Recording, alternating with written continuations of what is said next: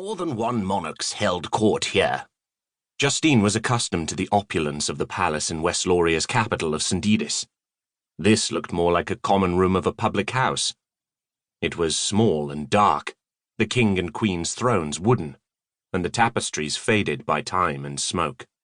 Another room, Sir Corin pointed out, was where King Maxim had accepted the surrender of the feudal King Igor, thereby uniting all West Laurians under one rule, after generations of strife.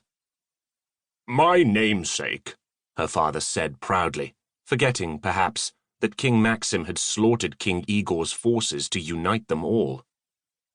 They came upon a small inner courtyard. Stone walls rose up on three sides of it, but the outer wall was a battlement. Sir Corin pointed to a door at one end of the battlement that led into a keep with narrow windows. "We use it for storage now, but they kept the prisoners there in the old days. Worse than any dungeon your young eyes have ever seen, your Royal Highness." Justine had never seen a dungeon. "Is this not where Lord Rabat was beheaded?" her father asked casually. To Justine he said, "That would have been your great-great-uncle Rabat." "Je, your Majesty, the block is still here." Sir Corin pointed to a large wooden block that stood alone, about 2 feet high and 2 feet wide. It looked to have been weathered by years of sitting in hard sun and wretched winters. "Oh, how terrible," Justine said, crinkling her nose. "Quite," her father agreed, and explained with far too much enthusiasm how a person was made to kneel before the block and lay their neck upon it. "A good executioner could make clean work of it with a single stroke. Whap, and the head would tumble into a basket." "If I may, your Majesty, a good executioner was hard to come by. More miners in these parts than men good with broadswords. Fact is, it took 3 strikes of the sword to sever Rabat's head completely." Sir Corin felt it necessary to demonstrate the 3 strikes with his arm. "Ah!" Justine swallowed down a swell of nausea. 3 whacks," her father repeated, rapt. "Couldn't get it done in one?" Sir Corin shook his head. "Just goes to prove how important it is to keep the broadsword sharp." "And to keep someone close who knows how to wield it," her father added. The 2 men laughed roundly. Justine looked around for some place to sit, so that she could put her head between her legs and gulp some air.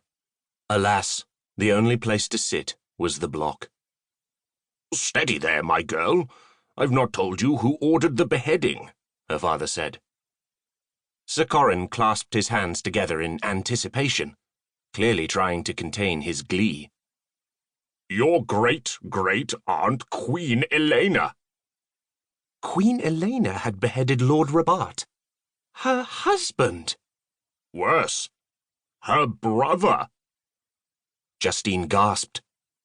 "But why?" "Because Rabat meant to behead her first. Whoever survived the battle here would be crowned the sovereign." "Ooh, a bloody battle it was, too," Sir Corin said eagerly. 4,000 souls lost, many of them falling right off the battlement. Justine backed up a step. A quake was beginning somewhere deep inside her, making her a little short of breath. Her knees felt as if they might buckle, and her skin crawled with anxiety, imagining the loss of so many. Could she not have banished him? "And have him slither back like a snake?" Her father draped his arm around her shoulders before she could back up all the way to St. Edis. "She did the right thing. Why, minutes before, she was on the block herself." "Dear God!" Justine whispered. "But at the last minute the people here saved her," her father said. "She sentenced her brother to die immediately for his insurrection, and stood right where we are now to watch his traitorous head roll." "Well," Sir Corin said, "I wouldn't say it rolled precisely." The 2 men laughed again. "Don't close your eyes, darling," her father said, squeezing her into his side. "Look at that block. Elena was only 17 years old."